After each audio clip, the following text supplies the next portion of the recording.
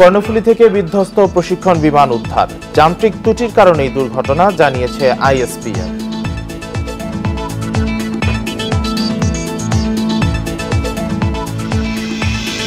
ব্যক্তিগত সফরে টুঙ্গিপাড়ায় যাচ্ছেন প্রধানমন্ত্রী শেখ হাসিনা, অংশ নেবেন মতবিনিময় সভায়।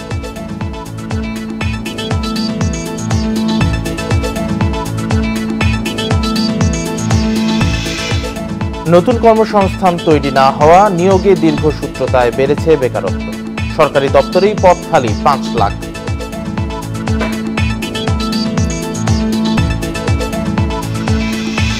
মেডিকেল কলেজ ও জেলা সদর হাসপাতালে ডায়ালাইসিস প্রকল্পের অগ্রগতি নেই, 4 পরিচালক বদল।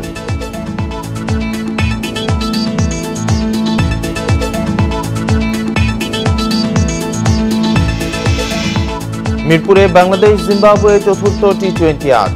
সাকিব মুস্তাফিজ ফেরায় আরও উজ্জীবিত দল।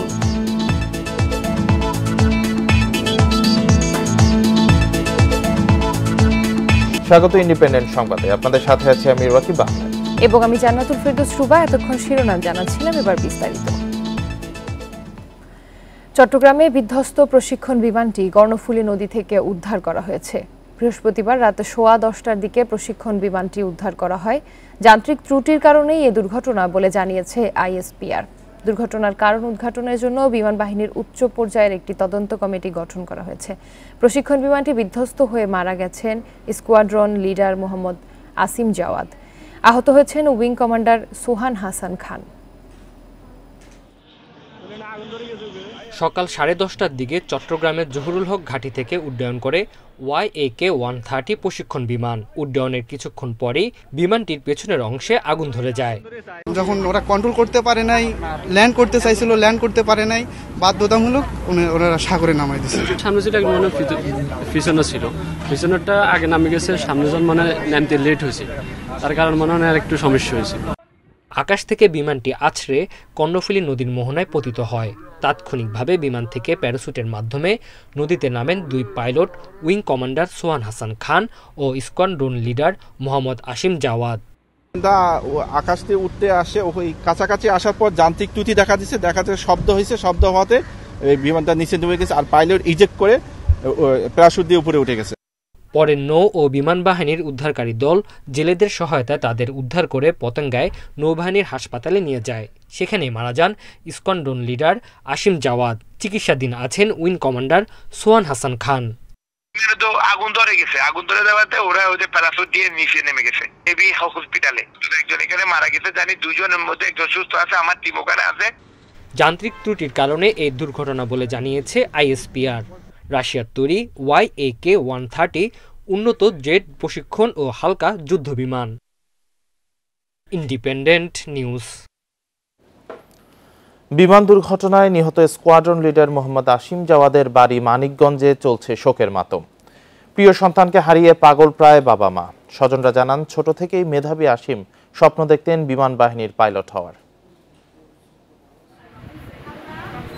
পাইলট হওয়ার স্বপ্ন পূরণ হলেও মাঝপথে একটি দুর্ঘটনা এলোমেলো করে দিয়েছে পুরো পরিবারকে। একমাত্র ছেলেকে হারিয়ে পাগল প্রায় স্বজনরা। বৃহস্পতিবার চট্টগ্রামে প্রশিক্ষণ বিমান দুর্ঘটনায় মারা যান পাইলট আসিম জাওয়াদ। এই খবর ছড়ানোর পরই তার জন্মস্থান মানিকগঞ্জে নেমে আসে শোকের ছায়া। ওর স্মৃতির কথা আমার ভোলার না, মানে এরকম ছেলে পাওয়া বড় খালি তাই না, বাংলাদেশ সরকারও মনে হয় একটা বিশাল বড় একটা প্রতিভা হারাইলো। স্বজনরা জানান, ছোট থেকেই লেখাপড়ায় তুখোর মেধাবী ছিলেন আসিম। পাইলট হওয়ার স্বপ্ন তখন থেকেই, তা পূরণ হলেও মাত্র 14 বছরেই তা থেমে গেল। জীবনে কোনো দিন দ্বিতীয় হয় নাই। তারপরে মেডিকেল টেস্ট দিয়ে মেডিকেলে চান্স পেয়েছিল, তারপরে বুয়েটে চান্স পেয়েছিল, কিন্তু তার ছোটোবেলা থেকে শখ সে পাইলট হবে। চায়নাতে, রাশিয়াতে, ইন্ডিয়াতে যতগুলা ট্রেনিং হয়েছে সব ট্রেনিংয়েও ফার্স্ট হয়েছিল। 1992 সালে মানিকগঞ্জের সাটুরিয়া থানার গোপালপুর গ্রামে জন্ম আসিম জাওয়াদের।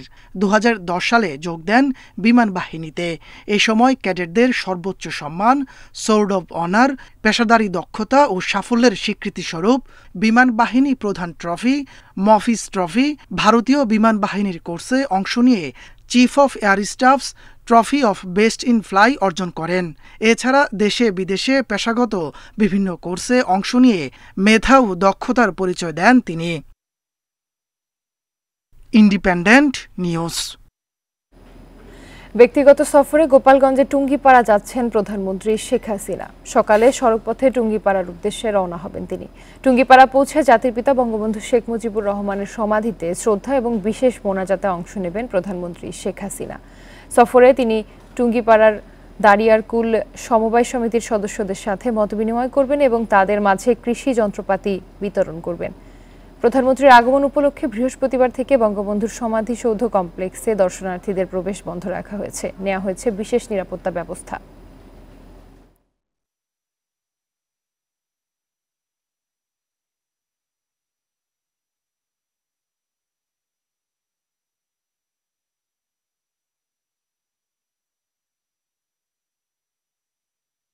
মাননীয় প্রধানমন্ত্রী টুঙ্গিপাড়া সফরকালে দাঁড়িয়ারকুল সমবায় সমিতির সদস্যদের মধ্যে কৃষি উপকরণ আর্থিক সহায়তা প্রদান করবেন। এই সকল সহায়তা মাননীয় প্রধানমন্ত্রীর ব্যক্তিগত অর্থায়ন মাধ্যমে নির্বাহ করা হবে। এ নিয়ে আরো জানাতে গোপালগঞ্জ থেকে যোগ দিচ্ছেন সহকর্মী প্রসূন কুমার মণ্ডল। প্রসূন, প্রধানমন্ত্রী কখন পৌঁছাবেন টুঙ্গিপাড়ায়? তার আগমনকে কেন্দ্র করে কি কি প্রস্তুতি নিয়েছে?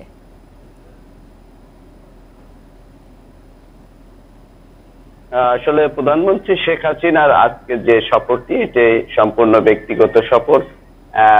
তিনি আজ সকাল 7টায় ঢাকার বঙ্গভবন থেকে রওনা হওয়ার কথা রয়েছে। তিনি গোপালগঞ্জের টুঙ্গিপাড়ায় পৌঁছিয়ে সকাল 10টায় তিনি বঙ্গবন্ধু শেখ মুজিবুর রহমান সমাধিসৌধ কমপ্লেক্সে ফুল দিয়ে শ্রদ্ধা জানাবেন। শ্রদ্ধা জানানোর পরে তিনি তার জন্য বিশেষ দোয়া ও মোনাজাতে অংশ নেবেন। এরপরে প্রধানমন্ত্রী শেখ হাসিনা টুঙ্গিপাড়া উপজেলা আওয়ামী লীগ অফিসে এক মত বিনিময় সভায় মিলিত হবেন। এই মত বিনিময় সভাটি হবে মূলত একটি সমবায় সমিতির সদস্যদের সাথে। এই সমবায় সমিতির নামটি হচ্ছে দাঁড়িয়ারকুল সমবায় সমিতি। তিনি এই সমিতির একজন প্রধান উপদেষ্টা হিসাবে রয়েছেন।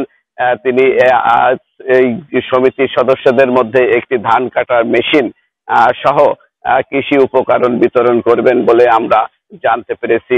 দলীয় এবং প্রশাসন সূত্রে জানতে পেরেছি যে প্রধানমন্ত্রী শেখ হাসিনা এই সফর সম্পূর্ণই ব্যক্তিগত এবং যে কৃষি উপকরণগুলি বিতরণ করবেন একটিও নিজস্ব অর্থায়নে তিনি বিতরণ করবেন বলে জানতে পেরেছি। প্রধানমন্ত্রী শেখ হাসিনার আগমন উপলক্ষে টুঙ্গিপাড়া সহ গোপালগঞ্জের বিভিন্ন স্থানে, গুরুত্বপূর্ণ স্থানে নিরাপত্তা জোরদার করা হয়েছে। পুলিশ, র্যাব এবং বিভিন্ন ধরনের আইন শৃঙ্খলা বাহিনী দ্বারা কঠোর নিরাপত্তার চাদরে রাখা হয়েছে বলে জেলা প্রশাসক কাজী মাহবুবুল আলম আমাকে জানিয়েছেন। আর জেলা আওয়ামী লীগ সূত্রে জানতে পেরেছি, গোপালগঞ্জ জেলা আওয়ামী লীগের সাধারণ সম্পাদক GM শাহাবুদ্দিন আমাকে যেটি জানিয়েছেন, প্রধানমন্ত্রীর আগমন উপলক্ষে তিনি দলীয় নেতাকর্মী এবং অঙ্গ সংগঠনের নেতাকর্মীদের নিয়ে টুঙ্গিপাড়ায় অবস্থান করবেন, প্রধানমন্ত্রীকে স্বাগত জানাবেন। এই ছিল প্রধানমন্ত্রীর আগমন উপলক্ষে গোপালগঞ্জ থেকে আমার কাছে সর্বশেষ। গোপালগঞ্জ থেকে জানাচ্ছিলেন সহকর্মী প্রসূন কুমার মণ্ডল। কৃষি জমিতে সেচ নির্বিঘ্ন রাখতে প্রয়োজনে গুলশান বনানীর মতো অভিজাত এলাকায় লোডশেডিং হবে। সংসদ অধিবেশনের সমাপনী বক্তব্যে একথা জানান প্রধানমন্ত্রী শেখ হাসিনা। ঋণ খেলাপি নিয়ে সরকার প্রধান বলেন, জিয়াউর রহমানের আমল থেকে এই সংস্কৃতি চালু হয়েছে, যা এরশাদ ও খালেদা জিয়ার আমলেও বজায় ছিল। সেখান থেকে উত্তরণে সরকার কাজ করছে। গরমের কারণে বিদ্যুতের চাহিদা বেশি, উৎপাদনে রেকর্ড হলেও এই চাহিদা মেটাতে হিমশিম বিতরণ সংস্থাগুলো। লোডশেডিংয়ের ক্ষতির শিকার জমির সেচ কাজও। দ্বাদশ জাতীয় সংসদের দ্বিতীয় অধিবেশনের সমাপনী দিনে বৃহস্পতিবার নিজের বক্তব্যে এই বিষয়টি তুলে ধরেন প্রধানমন্ত্রী। বলেন, উৎপাদনে ঘাটতি হলে অভিজাত এলাকায় লোডশেডিং দেওয়া হবে। 1000 মেগাওয়াট বা 2000 মেগাওয়াট যেদিন লোডশেডিং হবে, আমরা আমার গ্রামে লোডশেডিং আর দেবে না, দেবা গুলশান, বাড়িধারা, বনানী, বড় লোকদের জায়গায়, যারা সব থেকে বেশি বিদ্যুৎ ব্যবহার করে। বাড়িতে লিফট, বাড়িতে টেলিভিশন, বাড়িতে এয়ার কন্ডিশন, তো তারা একটু 2 ঘন্টা করে দিলে আমার কিন্তু অনেক সাশ্রয় হয়, আর কৃষকের আর অভাব হবে না। এখন তো সেটাই করবে, এটা মন্ত্রীকে প্রতিমন্ত্রীকে বলছেন তুমি যেখানে থাকো ওইখানে লোডশেডিং দেখতে চাই। প্রধানমন্ত্রী বলেন, জিয়াউর রহমানের শাসনের সময় দেশে ঋণখেলাপির সংস্কৃতি চালু হয়, অন্য সরকারের সময়ও তা বহাল থাকে। তবে এ থেকে বের হতে চায় বর্তমান সরকার। আজকে যে কথা আসে ঋণখেলাপি, এই ঋণখেলাপি কালচার কখন শুরু? ওই জিয়াউর রহমান যখন অবৈধভাবে ক্ষমতা দখল করে ক্ষমতাকে কুক্ষিগত করে, ঠিক সেই থেকেই শুরু, যার ধারাবাহিকতা আমরা দেখেছি এরশাদের আমলে, খালেদা জিয়ার আমলে, এবং সেখান থেকে এখনো পূর্ণ মুক্তি পাওয়া যায়নি। এটা হলো বাস্তবতা। তারপরে আমাদের প্রচেষ্টা আছে। বিদেশিদের সঙ্গে আতাত করে 2001 সালে ক্ষমতায় আসে বিএনপি। প্রধানমন্ত্রী বলেন, সে সময়ের দুঃশাসনের কথা মানুষ এখনো ভুলে যায়নি। কি করে বলে যে ইলেকশন করবে না, বা ইলেকশন হয় না, বা ইলেকশন নিয়ে প্রশ্নবিদ্ধ করার চেষ্টা করে? তারা তো করেনি, এই জন্য তারা জানে যে ইলেকশন করলে জনগণ তাদের ভোট দেবে না। কারণ ওই 2001 থেকে 2006-এর ক্ষত মানুষের মন থেকে মুছে যায়নি, বা জিয়াউর রহমান সে অপকর্ম মুছে যায়নি। অর্থনৈতিক সংকট থেকে উত্তরণের জন্য সবাইকে উৎপাদনমুখী হওয়ার আহ্বান জানান প্রধানমন্ত্রী। কারণ একটা দেশের উন্নয়ন করতে হলে সবথেকে বন ইবনে কামাল, ইন্ডিপেন্ডেন্ট নিউজ, ঢাকা। বেসরকারি বিদ্যুৎ কেন্দ্রগুলোকে বসিয়ে রেখে টাকা দেওয়ার জন্য গ্রাহক পর্যায়ে দাম বাড়ানো হচ্ছে, এই মন্তব্য করেছেন সংসদে বিরোধী দলীয় নেতা জিএম কাদের। দ্বাদশ সংসদের দ্বিতীয় অধিবেশনের সমাপনী দিনের বক্তব্যে এ মন্তব্য করেন তিনি। জিএম কাদের বলেন, চাহিদার চেয়ে 10,000 মেগাওয়াট বেশি উৎপাদনের সক্ষমতা আছে, তবুও লোডশেডিং হচ্ছে। বিদ্যুৎ খাত উন্নত করার অনেক উদ্যোগ নেওয়া হয়েছে, এখন মূল্যায়নের সময় এসেছে। তিনি বলেন, জ্বালানি থেকে বিদ্যুৎ উৎপাদনকারী অনেক কোম্পানি উৎপাদন করছে না, অথচ তাদের ক্যাপাসিটি চার্জ দেয়া হচ্ছে। এই চার্জ না দিয়ে বিদ্যুৎ বিনিয়োগ আনা যায় কিনা সে চেষ্টা কখনো করা হয়নি বলেও অভিযোগ করেন তিনি। সরকার তাদের দায় মুক্তি দিতে আইন করেছে বলেও অভিযোগ করেন কাদের।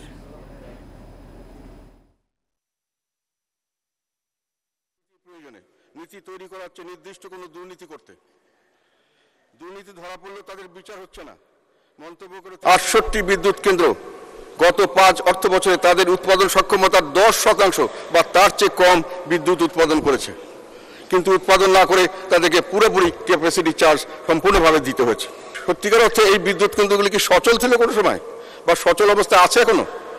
অনেকে ঠাট্টার ছলে বলেন অনেক সময় যে কোনো খেলনা কেন্দ্রে বসিয়ে দেওয়া হয়েছে, যেহেতু না চালিয়ে বিদ্যুৎ উৎপাদন না করে পয়সা পাওয়া যায়, তো বিদ্যুৎ কেন্দ্রের দরকার কি? আজ নয়াপল্টনে সমাবেশ ডেকেছে বিএনপি। দলটিকে 19 শর্তে সমাবেশের অনুমতি দিয়েছে ডিএমপি।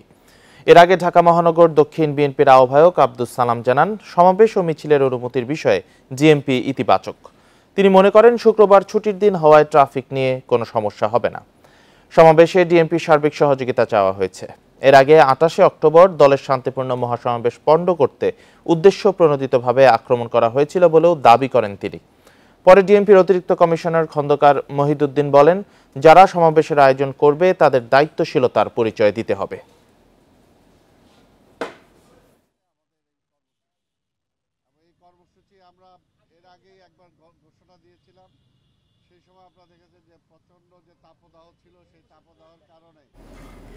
সংসদের চেয়ে উপজেলা নির্বাচন ভোটাররা আরও বেশি বর্জন করেছে বলে দাবি করেছেন বিএনপির স্থায়ী কমিটির সদস্য গয়েশ্বর চন্দ্র রায়। নেতাকর্মী সমর্থকদের আওয়ামী লীগ কেন্দ্রে নিতে পারছে না বলেও মন্তব্য তার। বৃহস্পতিবার জাতীয় প্রেস ক্লাবে গণ অধিকার পরিষদের এক আলোচনা সভায় এসব কথা বলেন গয়েশ্বর। তার দাবি, সরকার ক্ষমতায় থাকতে নির্বাচন ব্যবস্থাকে পুরোপুরি ধ্বংস করেছে। এ সময় অন্য বক্তারা বলেন, সরকার জনগণের ভোটে নির্বাচিত নয় বলেই সাধারণ মানুষের কষ্ট বোঝে না। ক্ষমতাসীন দলের মানুষ ছাড়া দেশে কেউ ভালো নেই বলেও দাবি তাদের। বলেন, দেশে গণতন্ত্র ফিরে না এলে মানুষের অধিকারও প্রতিষ্ঠিত হবে না। গণতন্ত্র ভোটাধিকার রক্ষায় সবাইকে ঐক্যবদ্ধ হওয়ার আহ্বান জানান বিএনপি নেতারা। ভোটাররা একেবারে জন্মের মতো আগ্রহ ত্যাগ করছে, ভোট জিনিস নাই, ভোটাররা ভোট কেন্দ্রে যায় না, যাবে না।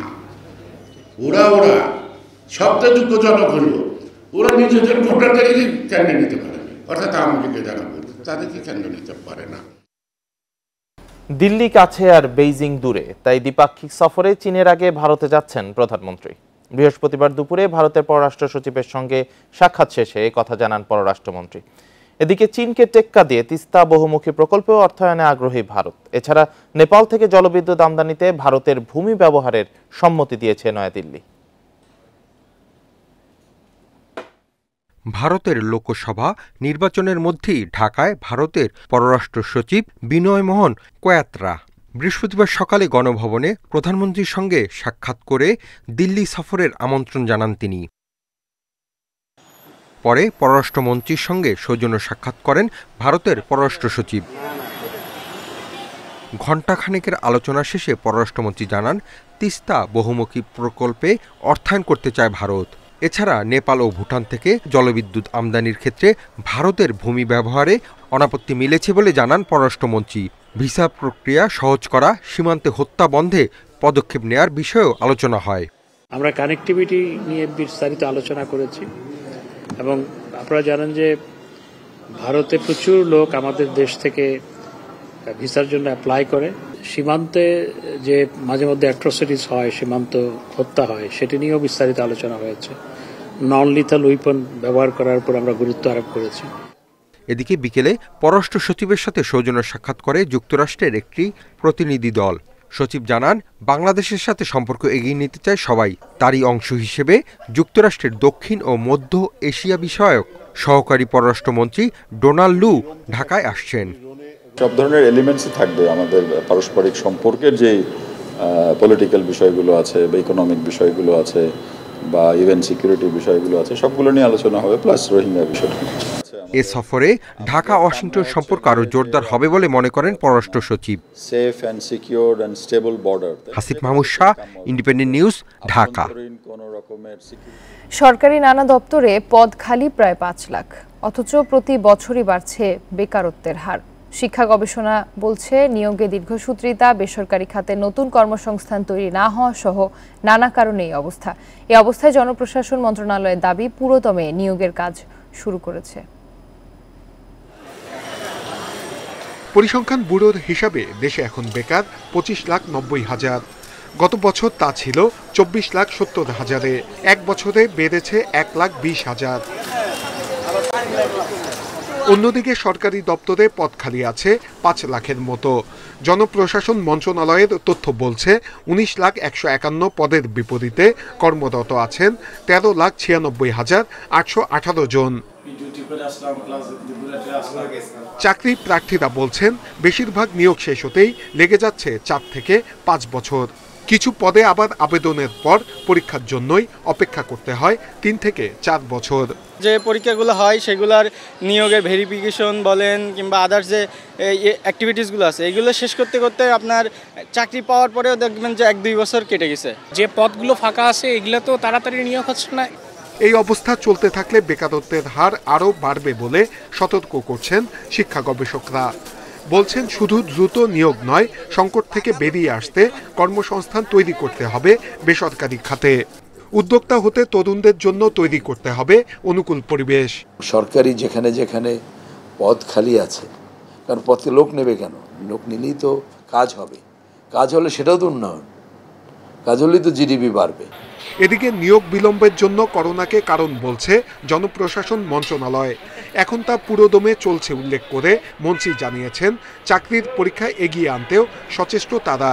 সরকারি যে শূন্য পদগুলো আছে, যথাযথ সময়ের মধ্যে শূন্য পদগুলো পূরণ করে আমাদের চাকরির ব্যবস্থা করে দেওয়া, এবং সেটি আমরা অত্যন্ত গুরুত্বের সাথে আমরা এটা আমাদের কার্যক্রমের মধ্যে রাখব। এদিকে প্রশ্নপত্র ফাঁস সহ নানা অনিয়মের ভয়ে দীর্ঘদিন পদ খালি থাকার পরও নিয়োগ পরীক্ষা নিচ্ছে না অনেক সরকারি দপ্তর। নূরে আলম, ইন্ডিপেন্ডেন্ট নিউজ, ঢাকা। হবিগঞ্জের বানিয়াচংয়ে সিএনজি অটোরিকশা স্ট্যান্ড দখলকে কেন্দ্র করে দুপক্ষের সংঘর্ষে 4 জন নিহত হয়েছেন। আহত হয়েছেন অর্ধশত মানুষ। বৃহস্পতিবার বিকেলে আগুয়া গ্রামের বাজারে এই ঘটনা ঘটে। পুলিশের স্থানীয়রা জানায়, স্ট্যান্ডের দখল ঘিরে ম্যানেজার সেলিম মিয়া ও অটোরিকশা চালক কাদির মিয়ার কথা কাটাকাটি হয়। এর জের ধরে দেশীয় অস্ত্র নিয়ে কয়েক দফা সংঘর্ষে জড়ায় দুই পক্ষের লোকজন। ভাঙচুর করে কয়েকটি বাড়ি। সংঘর্ষে ঘটনাস্থলেই মারা যান কাদির মিয়া ও সিরাজ মিয়া। গুরুতর অবস্থায় লিলু মিয়াকে সদর হাসপাতালে নেওয়া হলেও বাঁচানো যায়নি। রাতে সদর হাসপাতাল থেকে সিলেট নেয়ার পথে মারা যান আরও একজন। আহতদের বিভিন্ন হাসপাতালে ভর্তি করা হয়েছে। জড়িতদের ধরতে অভিযানে নেমেছে পুলিশ। ইমার্জেন্সিতে আমরা একজনকে মৃত ঘোষণা করেছি, আর অসংখ্য রোগী এই মুহূর্তে চিকিৎসাধীন আছে। দুজনকে আমরা রেফার করেছি, কিন্তু এই মুহূর্তে আমি সঠিক ইয়েটা বলতে পারছি না। এখানে 13-14 জন আহত আছে, ওই চিকিৎসা চলছে। এর মধ্যে একজনের অবস্থা একটু গুরুতর, টেটাপিসের বুকে, পরিস্থিতি নিয়ন্ত্রণে আছে। আমরা নিরাপত্তা জোরদার করছি। চিত্রনায়ক সোহেল চৌধুরী হত্যা মামলার রায়ে মূল পরিকল্পনাকারী আজিজ মোহাম্মদ ভাই সহ 3 জনকে যাবজ্জীবন কারাদণ্ড দেওয়া হয়েছে। চার্জশিটে উল্লেখ থাকা 4 ভাড়াটে খুনি সহ 6 আসামি পেয়েছে খালাস। হত্যাকাণ্ডের 25 বছর পর বৃহস্পতিবার এই রায় দেয় ঢাকার দ্রুত বিচার ট্রাইব্যুনাল 2। সাক্ষীরা গা বাঁচিয়ে সাক্ষ্য দিয়েছেন বলে উল্লেখ করা হয়েছে রায়ে। 1998 সালের 17 ডিসেম্বর রাতে রাজধানীর বনানী ট্রাম্পস ক্লাবে গুলি করে হত্যা করা হয় চিত্রনায়ক সোহেল চৌধুরীকে। 2 যুগেরও বেশি সময় পর বৃহস্পতিবার দুপুরে মামলার রায় দেন ঢাকা দ্রুত বিচার ট্রাইব্যুনাল 2-এর বিচারক অরুণাভ চক্রবর্তী। 38 জন সাক্ষীর মধ্যে সাক্ষ্য দেয়া 10 জনই সত্য গোপন করতে দায়সারা সাক্ষ্য দিয়েছেন বলে শুরুতে জানিয়ে দেন আদালত। এরপরই মামলার 9 আসামির 6 জনকে খালাস দিয়ে আজিজ মোহাম্মদ ভাই, ট্রাম্পস ক্লাবের মালিক আফাকুল ইসলাম ওরফে বান্টি ইসলাম এবং আদনান সিদ্দিকীকে যাবজ্জীবন কারাদণ্ড দেওয়া হয়। সাক্ষী যেটা বলবে সেটা এভিডেন্ট। আদালতে রাষ্ট্রপক্ষ থেকে সাক্ষী যতটুকু এনেছে তারা কেউ এই ঘটনার কথা বলে নাই, এবং তারা সাক্ষী দিয়েছে, তারা হলফ করে সাক্ষী দিয়েছে, এবং তাদের ফ্যামিলি মেম্বারই অনেকে সাক্ষী দিতে আসে না। জুন মাসে যখন ক্লাবে গিয়েছিলেন, এই ট্রাম্পস ক্লাবে, তখন সোহেল চৌধুরীর এক গার্লফ্রেন্ড সে আজিজ ভাই ইসে আসছে। আজিজ ভাই টেবিলে বসছেন, বসার পর এইটাকে নিয়ে সোহেল চৌধুরী তাকে গালিগালাজ করছেন এবং উনি তারপর দোকান থেকে চলে গেছেন। তারপর তো উনি দেশের বাইরে। আদালতে হাজির করা শীর্ষ সন্ত্রাসী ইমন সহ যাদের বিরুদ্ধে গুলি করার অভিযোগ, তারা কি সাক্ষীর দুর্বলতার কারণে খালাস পেলেন? এমন প্রশ্নে রাষ্ট্রপক্ষ তুলে ধরে মামলার বিভিন্ন দুর্বল দিক। সবচেয়ে বড় কথা হচ্ছে যে এই মামলায় যে আইও সাহেব ছিলেন উনি মারা গেছেন। এই মামলায় যে 164 করেছে, যে ম্যাজিস্ট্রেট সাহেব তার জবানবন্দি ছিলেন, 164 করেছিলেন, সেই ম্যাজিস্ট্রেট সাহেবও আদালতে আসেননি। যে আসামি যাদেরকে খালাস দেওয়া হলো, পূর্ণাঙ্গ রায়টা পেলে আমরা যদি দেখব যে যদি এটা আপিল করা যায়। যাবজ্জীবন দণ্ড পাওয়া 3 আসামি পলাতক রয়েছেন। Zahidul Bashar, independent news, Dhaka. প্রকল্প পরিচালক বদল হয়েছে 4 জন। প্রকল্পের মেয়াদও শেষ হয়েছে 2 বার, তারপরও কাজের অগ্রগতি শূন্য। এই অবস্থা মেডিকেল কলেজ ও জেলা সদর হাসপাতালের কিডনি ডায়ালাইসিস প্রকল্পে। কর্মকর্তারা বলছেন, জনবল নিয়োগ না হওয়া এবং স্থান সংকটের কারণেই এখনো শুরু করা যায়নি কাজ।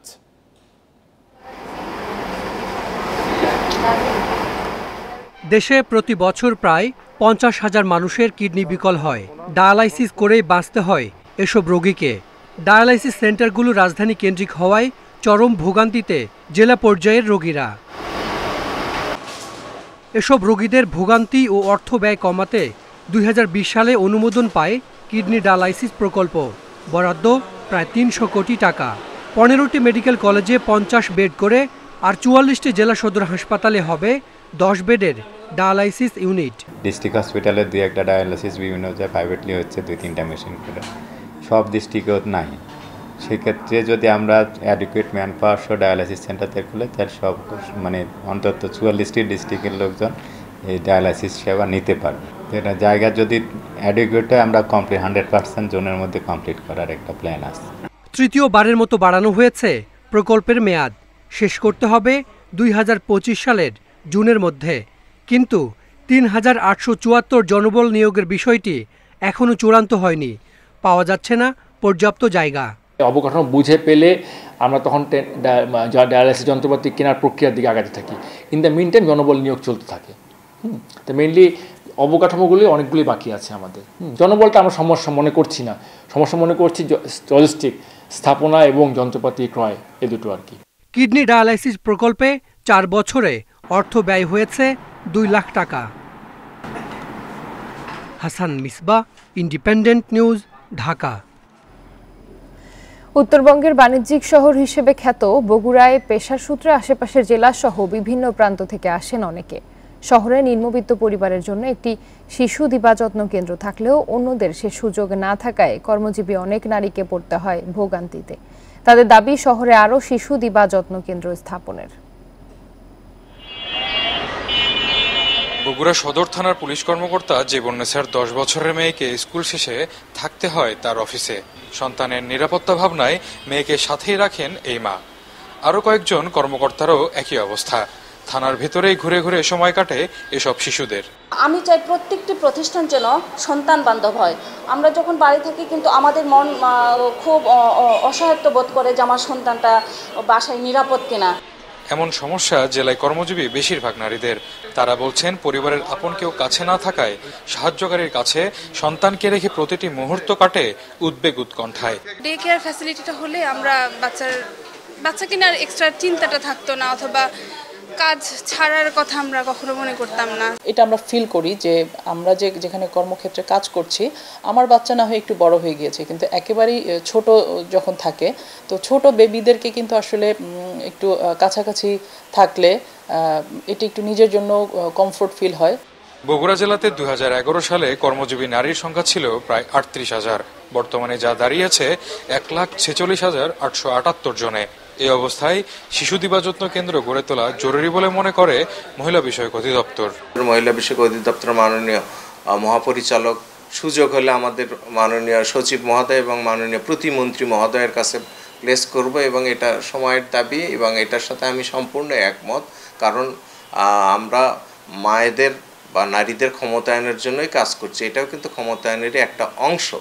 মহিলা বিষয়ক অধিদপ্তরের তত্ত্বাবধানে নিম্ন আয়ের নারীদের জন্য শহরে একটি মাত্র ডে কেয়ার থাকলেও তা যথেষ্ট নয় বলছেন ভুক্তভোগীরা। জজিফ হোসেন, ইন্ডিপেন্ডেন্ট নিউজ, বগুড়া। করের হার কমিয়ে হলেও এর আওতা বাড়ানোর আহ্বান জানিয়েছেন প্রধানমন্ত্রীর বেসরকারি শিল্প ও বিনিয়োগ উপদেষ্টা সালমান এফ রহমান। রাজধানীতে বৃহস্পতিবার ইউএস ট্রেড শো উদ্বোধনে তিনি এ আহ্বান জানান। বিদেশে অর্থ পাচারের সুনির্দিষ্ট প্রমাণ পাওয়া যায়নি, তবে অভিযোগ খতিয়ে দেখা হচ্ছে বলে জানান। বাংলাদেশ ও যুক্তরাষ্ট্রের মধ্যে বাণিজ্য সম্প্রসারণের লক্ষ্যে রাজধানীর হোটেল ইন্টারকন্টিনেন্টালে বৃহস্পতিবার উদ্বোধন হল 29তম ইউএস ট্রেড শো। গত এক দশকে বাংলাদেশে অর্থনৈতিক উন্নয়ন হয়েছে, তবে এর চ্যালেঞ্জ রয়েছে। বিনিয়োগের সক্ষমতা বাড়াতে এসব চ্যালেঞ্জ থেকে উত্তরণে পদক্ষেপ নেয়ার আহ্বান মার্কিন রাষ্ট্রদূত পিটার হাসের। বাংলাদেশের যে অর্থনৈতিক উন্নয়ন হয়েছে তা দৃশ্যমান, অন্য দেশের সাথে প্রতিযোগিতায় আছে, তবে প্রতিযোগিতায় ভালো করতে ব্যবসার পরিবেশের উন্নয়নের বিকল্প নেই। রাজনৈতিক স্থিতিশীলতা ও সহায়ক পরিবেশ থাকায় বিদেশি বিনিয়োগের আহ্বান জানান ডাক, টেলিযোগাযোগ ও তথ্য প্রযুক্তি প্রতিমন্ত্রী জুনায়েদ আহমেদ পলক। সম্প্রসারণশীল বাজার ব্যবস্থা থাকায় এদেশে দেশি বিদেশি বিনিয়োগকারীরা সহজেই বিনিয়োগ করতে পারবে। প্রধান অতিথির বক্তব্যে প্রধানমন্ত্রীর বিনিয়োগ উপদেষ্টা সালমান এফ রহমান বলেন, ব্যাংক ঋণের সুদের হার বাড়ানোয় ব্যবসায়ীদের ওপর চাপ কিছুটা বাড়লেও এর বিকল্প ছিল না। ব্যবসায়ীদের উপরে অনেক সিরিয়াস একটা চাপ পড়বে, কিন্তু এটা করা হয়েছে যেহেতু আমাদেরকে ইনফ্লেশনটা নিয়ন্ত্রণে আনতে হবে, তার জন্য এটা করা হয়েছে। দেশে রপ্তানি ও কৃষি সন্তোষজনক উল্লেখ করে প্রধানমন্ত্রীর বিনিয়োগ উপদেষ্টা বলেন, আগামী বছর থেকে করের আওতা বাড়ানো উচিত। আমাদেরকে ট্যাক্স নেটটা যেটা আছে এটাকে আমাদের বাড়াইতে হবে। যারা আমাদের ট্যাক্স দিচ্ছে না তাদেরকে আমরা নিয়ে আসতে হবে, এবং ট্যাক্স রেটটা আমি বিশ্বাস করি কমানো দরকার। অর্থপাচারের বিভিন্ন অভিযোগ সরকার খতিয়ে দেখছে বলেও জানান প্রধানমন্ত্রীর এই উপদেষ্টা, তবে সরাসরি কোনো প্রমাণ এখনো মেলেনি বলেও জানান তিনি। Buddhadeb Kundu, independent news, Dhaka. দেশে মালয়েশিয়ার বিখ্যাত গাড়ি নির্মাতা প্রতিষ্ঠান পারাডোয়ার গাড়ি বাজারজাত শুরু করেছে পিএইচপি মোটরস লিমিটেড। বৃহস্পতিবার সন্ধ্যায় রাজধানী হোটেল সোনারগাঁওয়ে এক অনুষ্ঠানের মাধ্যমে এর কার্যক্রম শুরু হয়। এ সময় পুরনো গাড়ি আমদানি নিরুৎসাহিত করতে এ ধরনের উদ্যোগ আরও প্রয়োজন বলে জানান শিক্ষামন্ত্রী। পারাডোয়ার সঙ্গে বাণিজ্যিক যাত্রা শুরু হলো পিএইচপি পরিবারের। মালয়েশিয়ার শীর্ষস্থানীয় এই গাড়ি নির্মাতা প্রতিষ্ঠানের নানা মডেলের গাড়ি প্রদর্শন করা হয় জমকালো অনুষ্ঠানে। এ সময় প্রতিষ্ঠানটির কর্মকর্তারা বলেন, প্যারাডোয়ার সঙ্গে অংশীদারিত্ব শুধু পিএইচপির নয়, বরং বাংলাদেশের গাড়ি শিল্পের জন্য একটি মাইলফলক। পেরুডোয়ার ৬টি মডেল রয়েছে। আমরা সবগুলো মডেল নিয়েই কাজ করছি। প্রাথমিকভাবে আমরা আমাদের কারখানায় 4টি মডেলের পেরুডোয়া গাড়ি ও এসইউভি অ্যাসেম্বল করব। সেগুলো বাংলাদেশের বাজারে বিক্রি করা হবে। অনুষ্ঠানে শিক্ষামন্ত্রী বলেন, পুরনো গাড়ি আমদানি নিরুৎসাহিত করতে এ ধরনের উদ্যোগ আরও প্রয়োজন। এ খাতে দক্ষ জনশক্তি তৈরিতে পিএইচপি গ্রুপ কাজ করবে বলেও আশা মন্ত্রীর। আমি গাড়ি ব্যবহারকারীদের মনে কষ্ট দিতে চাই না, তবে পুরনো গাড়ি আমদানিতে নিরুৎসাহিত করা উচিত। প্যারাডোয়া বাজেট মূল্যে দেশে নতুন গাড়ি নিয়ে আসবে আশা করছি। আমরা উন্নয়নশীল দেশ হিসেবে আত্মপ্রকাশ করেছি। এবার গাড়ি শিল্পের দিকে মনোনিবেশ করার সময়। এই জন্য সরকার উদ্যোক্তাদের সহযোগিতা করবে। এ সময় দেশের উন্নয়নে সততা, একাগ্রতা ও নিষ্ঠার সঙ্গে সবাইকে কাজ করার আহ্বান জানান পিএইচপি গ্রুপের চেয়ারম্যান। জাহিদুল ইসলাম, ইন্ডিপেন্ডেন্ট নিউজ, ঢাকা। গরমে বেনাপোল ইমিগ্রেশন চেকপোস্টে দুর্ভোগ পোহাচ্ছেন যাত্রীরা। ইমিগ্রেশনের অভ্যন্তরে এসিগুলো দীর্ঘদিন অকেজো থাকায় ভোগান্তি বেড়েছে। অনেক সময় যাত্রীরা অসুস্থ হয়ে পড়ছেন। এ নিয়ে যাত্রীদের মাঝে ক্ষোভ থাকলেও এসি মেরামতের উদ্যোগ নেই কর্তৃপক্ষের। আন্তর্জাতিক চেকপোস্ট বেনাপোল দিয়ে প্রতিদিন ভারত ও বাংলাদেশের মধ্যে চলাচল করেন ৫ থেকে ৭,০০০ যাত্রী। চেকপোস্টের যাত্রীদের সুবিধায় এসি থাকলেও তা দীর্ঘদিন ধরে অকেজো। এতে তীব্র গরমে দুর্ভোগ পোহাচ্ছেন যাত্রীরা। টার্মিনাল ফি সহ বিভিন্ন ফি দিয়েও কাঙ্ক্ষিত সেবা না পাওয়ায় ক্ষোভ রয়েছে যাত্রীদের মাঝে। আমিও আসার সময় স্বাভাবিক একটু আরাম চাইবো, তো এখন ঢুকেই দেখলাম এখানে সব এসিগুলো বন্ধ। বেরোচ্ছি দেশের থেকে, যে ট্যাক্সগুলো দিচ্ছি আমাদের এগুলো প্রপার জায়গায় ওয়েস্ট হচ্ছে না। একই অভিযোগ ভারতীয় নাগরিকদের। প্রচণ্ড গরমে বেনাপোল ইমিগ্রেশনে কষ্ট পোহাচ্ছেন তারাও। ইন্ডিয়াতে খুব ভালো পরিষেবা, কিন্তু এখানে এসিগুলো দেখছি সবই বন্ধ। আমরা তো আসছি পর্যটক হিসেবেই, যে বাংলাদেশকে ভালোবেসেই আসছি এবং এসে দেখছি, এবং এরাও গরমের মধ্যে কষ্ট করছে। যাত্রীদের সেবায় কর্তৃপক্ষ আন্তরিক উল্লেখ করে বিষয়টি সমাধানে সংশ্লিষ্ট দপ্তরকে অবগত করা হয়েছে বলে জানিয়েছে বন্দর কর্তৃপক্ষ। যাত্রীদের সুবিধার্থে এখানে আমাদের আন্তর্জাতিক প্যাসেঞ্জার টার্মিনালে পর্যাপ্ত লাইট ফ্যান রয়েছে এবং সেখানে এসিও স্থাপিত আছে, এবং প্রয়োজনীয়তা নিরিখে আমাদের ফ্যান, লাইট এবং এসিগুলো সচল রাখা হয়। গরম থেকে রক্ষায় দ্রুত এসি মেরামতের দাবি ভুক্তভোগীদের। Independent news. এ বিষয়ে আরো জানাতে বেনাপোল থেকে যুক্ত হচ্ছেন সহকর্মী এম এ রহিম। রহিম, সমস্যার সমাধানে সংশ্লিষ্ট দপ্তরকে জানানোর কথা বলছে বন্দর কর্তৃপক্ষ, কিন্তু তারা কোনো আশ্বাস বা সময়সীমা দিয়েছে কিনা? দেশের স্থলবন্দর বেনাপোল, এই বেনাপোল বন্দরকে যখন স্বাধীনতা পরবর্তীতে আমদানি রপ্তানি যেমন পৃথিবীর সর্বোচ্চ পার্সেল যাত্রী অনেকটা বৃদ্ধি পেয়েছে। আপনি জানেন, দেখছেন যে সকালে দেশের থেকে যে পরিবহনগুলো অর্থাৎ মাইক্রো, প্রাইভেট সহ বিভিন্ন দূরপাল্লার যে পরিবহনগুলো, এই পরিবহন থেকে যাত্রী আসেন চিকিৎসা, স্বাস্থ্য, ভ্রমণ সহ বিভিন্ন ক্ষেত্রেই এই বেনাপোল বন্দরের ছেলে যাত্রীরা। আমি একটু বলে রাখি যে ভারতে প্রতিদিন, এর আগে যেমন করোনা সময় যাত্রীর সংখ্যা যেমন কম ছিল, এরপর পরে প্রায় প্রতিদিন ৫ থেকে ৭,০০০ যাত্রী এই বেনাপোল স্থল বন্দর দিয়ে যাতায়াত করে। বিশেষ করে সকালবেলা এই যাত্রী একটু দীর্ঘ লাইনটা এখানে বেড়ে যায়। জানেন যে বেনাপোল বন্দরে যেমন করোনার সময় বিভিন্ন স্ক্যানার এখানে বসানো হয়েছে, তারপর বেনাপোল বন্দর বা কাস্টমস বা ইমিগ্রেশন কর্তৃপক্ষের যে ব্যবস্থাপনা, সেই ব্যবস্থাপনা আগে থেকে অনেকটা উন্নত হয়েছে। তবে যাত্রী সাধারণত যে দীর্ঘ লাইন, আপনি দেখছেন যে সকাল থেকে যে যাত্রীরা দীর্ঘ লাইনে খোলা আকাশে নিজে দাঁড়িয়ে থাকেন, কারণ প্যাসেঞ্জার টার্মিনালের সামনে তারা বৈধ ট্যাক্স দিয়ে, সরকারের ১,০০০ টাকা ট্যাক্স দিয়ে তারা ভারত গমনাগমন করে থাকে। সেক্ষেত্রে যাত্রীদের অভিযোগ, তারা বন্দরের যে প্রশাসনিক বন্দরের যে প্যাসেঞ্জার টার্মিনাল সাথে যে সুযোগটি বাথরুম সহ বা যে গরমের সময় প্রচন্ড তাপদায়ের সময় যে সুযোগ সুবিধা পাবেন, তারা সেই সুযোগ সুবিধাটি তেমন পেয়ে থাকেন না। যেমন গরমের সময় এখানে যে ফ্যানগুলো ব্যবহার করতে পারলে কিন্তু এসির গুলো দীর্ঘদিন বিনষ্ট রয়েছে। এ ব্যাপারে আমি কর্তৃপক্ষের সাথে কথা বলেছি। কর্তৃপক্ষ আমাকে যেটা জানিয়েছেন, আসলে গরমের সময় অনেকটা এই যাত্রী সাধারণের জন্য ফ্যানের ব্যবস্থা করা হয়েছে বা এখানে এসির পর্যাপ্ত ব্যবস্থা ছিল, কিছু এসি তারা নষ্ট হয়েছে, বিষয়টি তারা কর্তৃপক্ষকে জানিয়েছেন। অথচ অচিরেই হয়তো এই যে নষ্ট এসিগুলো তারা মেরামত করতে পারবেন। আমি কথা বলেছি বন্দর পরিচালক রেজাউল করিমের সাথে, তিনি আমাকে যেটা আশ্বস্ত করেছেন যে বেনাপোল আমদানি ও রপ্তানির সাথে যারা সংশ্লিষ্ট অনেক ব্যবস্থা, শেড ইয়ার্ড উন্নত হয়েছে, এখানে কাস্টম ইমিগ্রেশনের অনেক ব্যবস্থা উল্লেখ রয়েছে যাত্রী সাধারণের জন্য। তারা নির্বিঘ্নে কাজ করে যাচ্ছেন, যাত্রীদের সুবিধার জন্য তারা সব ধরনের কাজ করে যাচ্ছেন। তবে গরমের সময় ভারত বা বাংলাদেশের মধ্যে যাতায়াতকারী বিভিন্ন যাত্রীরা আমাদেরকে যেটা জানিয়েছেন যে আসলেই তারা এই ইমিগ্রেশন বা কাস্টমের মধ্যে এসে প্রচন্ড দুর্ভোগে পড়ে। একদিকে দীর্ঘ লাইনে দাঁড়িয়ে তারা অসুস্থ হয়ে পড়েন, আর এসি না থাকায় চরম দুর্ভোগে পড়েন। কারণ পার্শ্ববর্তী ভারতের প্যাকটা করলে এই ব্যবস্থাটা অনেক ভালো থাকলেও বেনাপোল বন্দরে যেন দীর্ঘদিন এসি নষ্টের কারণে তারা অনেক দুর্ভোগে পড়ে। এই ছিল সর্বশেষ, আমি পরবর্তী খবর আপডেট জানাতে পারবো।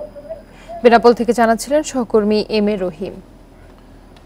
লালমনিরহাট ও ছাকুরগাঁওয়ে দিন দিন কমছে গমের আবাদ। ন্যায্য মূল্য না পাওয়ায় গম আবাদ থেকে মুখ ফিরিয়ে নিচ্ছেন কৃষকরা। এর বদলে ভুট্টা, আলু, তামাক সহ অন্যান্য ফসল চাষাবাদে ঝুঁকছেন। 2016-17 অর্থ বছরে ঠাকুরগাঁওয়ে 67,820 হেক্টর জমিতে গম চাষ হয়। 2023-24 অর্থ বছরে আবাদ নেমেছে 30,000 হেক্টরের নিচে, 7 বছরে অর্ধেকের কম। সরকার নির্ধারিত দাম না পাওয়ায় গম আবাদে লাভ থাকছে না। এতে গমের বদলে ভুট্টা, আলু, তামাক সহ অন্যান্য ফসল চাষাবাদে ঝুঁকছেন কৃষকরা। আমি তো আগে গম করতেছিলাম, গমে তো পত্তা নাই, এখন ভুট্টা করতেছি। এখন দেখি ভুট্টাতে কি হয়। অন্য ফসলের লাভ বেশি, যেমন আলু, কুরমা, ভুট্টা, এগুলাতে আমাদের ফসল ভালো হয়। একই অবস্থা লালমনিরহাটে। চলতি মৌসুমে সেখানে মাত্র 935 হেক্টর জমিতে গম আবাদ হয়েছে, যা লক্ষ্যমাত্রার চেয়ে 65 হেক্টর কম। গমের দামটা ন্যায্য মূল্য তারা পাচ্ছে না কৃষকরা, এই কারণে গম আবাদ বন্ধ। আগে তো প্রচুর গম আবাদ করছিলাম, এখন করি না, এখন পোষায় না। 1200 টাকা গম, সেই জন্য আমরা বেশি গম আবাদ করি না। আমরা ভুট্টিয়াতে এই বছর আবাদ করি লাগছি, ভুট্টি আবাদ করি। কৃষি বিভাগ বলছে গম চাষ বাড়াতে সরকার ভর্তুকি দিচ্ছে। এছাড়া উচ্চ ফলনশীল গম আবাদে কৃষকদের পরামর্শ দেওয়া হচ্ছে। আমাদের গম যেহেতু আমদানি নির্ভর ফসল, সেক্ষেত্রে আমরা কিন্তু গমের উৎপাদনটা যেন ঠিক থাকে সে ব্যাপারে কিন্তু যথাযথ যে প্রচেষ্টা সেটি আমরা কৃষি সম্প্রসারণ অধিদপ্তর চালিয়ে যাচ্ছে। কৃষক পর্যায়ে গুণগত মানসম্পন্ন বীজ উৎপাদনের বিষয়গুলো নিশ্চিত করছি। প্রণোদনার মাধ্যমে আমরা কিছু তাদেরকে হয়তো বীজ এবং সার সহায়তা দিই, প্রদর্শনী করে থাকি। সেগুলোতে আমরা বিনামূল্যে সার, কীটনাশক বা তাদের যে বীজ এগুলো আমরা সরবরাহ করি। দেশে প্রতি বছর গমের চাহিদা রয়েছে 70 লাখ টন, আর উৎপাদন হয় মাত্র 12 lakh ton. Tania Nasrin, independent news. আর এই ছিল এখনকার সংবাদে। ইন্ডিপেন্ডেন্ট টেলিভিশনের সব খবর বিস্তারিত জানতে চোখ রাখুন ফেসবুক, ইউটিউব, এক্সে। এতক্ষণ সাথে থাকার জন্য সবাইকে ধন্যবাদ।